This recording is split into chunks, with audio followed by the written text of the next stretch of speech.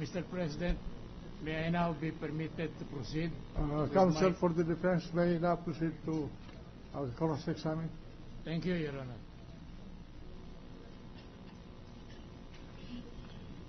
I'm showing to you these documents now marked as Exhibit 1 up to Exhibit 15 for the defense, together with the sub-markings thereof. Kindly go over the same, examine it, and tell us whether you will agree with my observation that the Honorable Chief Justice of the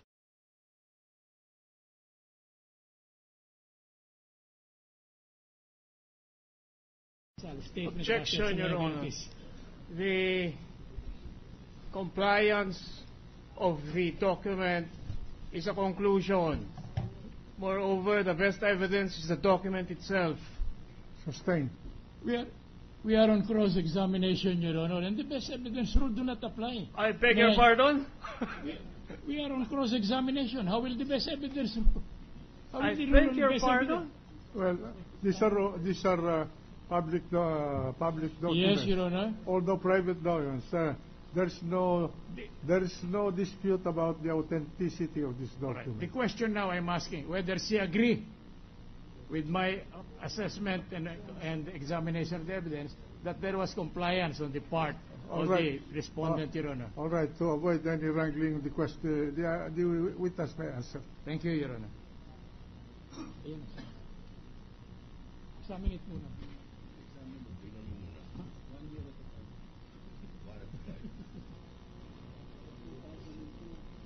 2002 and 2000. If Your Honor, please, the private prosecutor, we put on record our continuing objection that the question asks for a legal conclusion which the witness cannot make. The question is whether she agreed with my assessment that... Anyway... the ruling is there, Your Honor. Let the objection be placed in the record, but let the witness answer.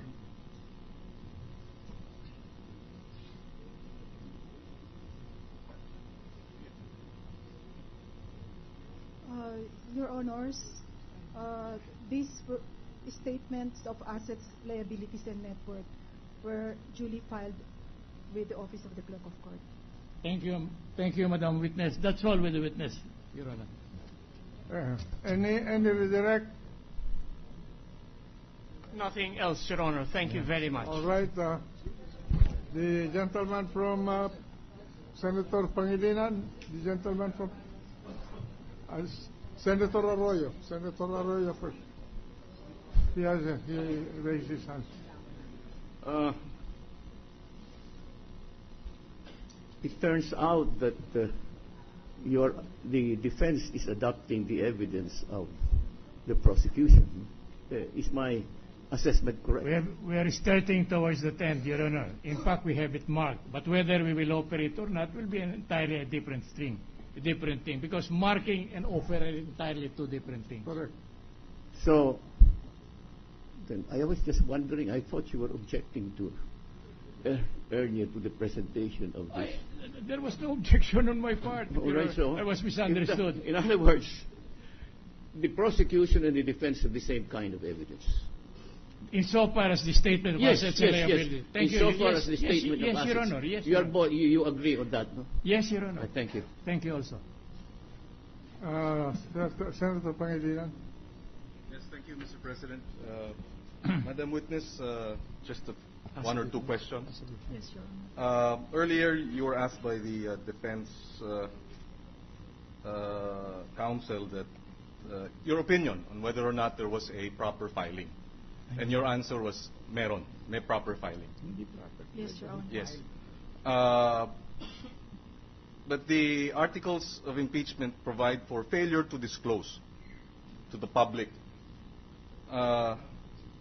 Would you say, based on your opinion, that there was public disclosure of this statement of assets and liabilities?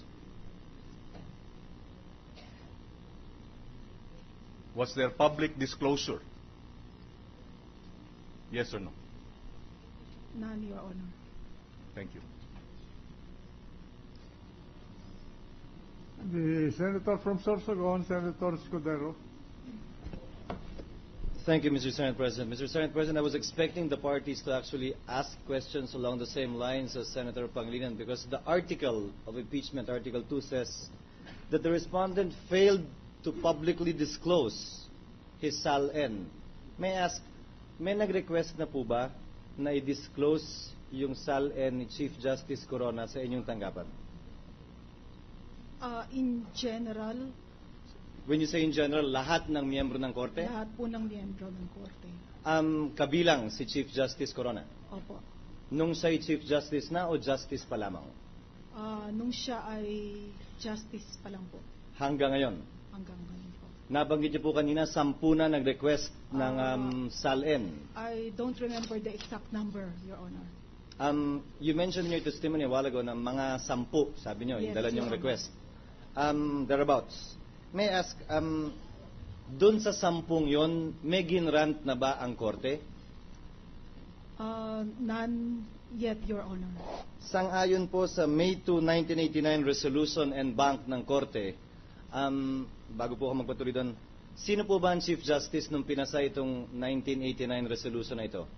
Chief Justice Marcelo Fernan. Meron po bang justice ngayon na bahagi nung korteng yon nung pinasa itong resolusyon ito, o lahat nung nagpasa nito yung retirado na? Sa pagkakaalam ko po, retirado na po. Ngayon, nakalagay po dito na yung rason ng denial ay dapat ibigay. Hindi po ba? Opo. So lahat po na nag-request, dineny. Actually, the action of in some of the resolutions of the court directed the composition of a committee to study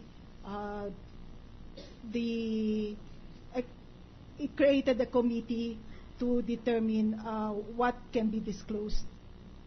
Sa mga request pong ito, maaari po bang malaman ano yung boto ni Chief Justice Corona? Dahil korte nagdedesisyon, hindi po ba? Sabi niyo kanina.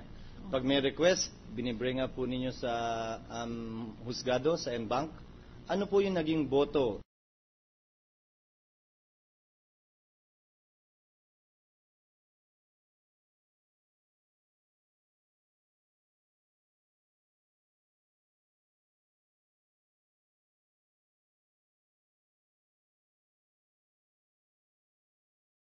Kung sino-sino bumoto? Probably, Your Honor, or I may say it was unanimous. So yung buong korte? Opo. Huling tanong na lamang po, kagalang-galang na Pangulo. Kung gustong ilabas ng isang justice yung kanyang